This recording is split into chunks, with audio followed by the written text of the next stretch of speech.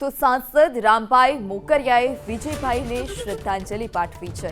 વિદ્યાર્થી નેતા હતા ત્યારથી અમે સાથે કામ કરતા આવ્યા છીએ તે પ્રકારની વાત પણ રામભાઈ મોકરિયાએ કરી છે।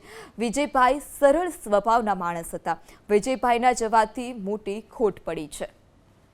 ખૂબ દુઃખદ ઘટના છે। દેશમાં અને વિશ્વમાં આવી ક્યારેય ઘટના ન ઘટી હોય એ ખૂબ હૃદયદ્રાવક અને ખૂબ જ વેદનાવાળી ઘટના ઘટી છે।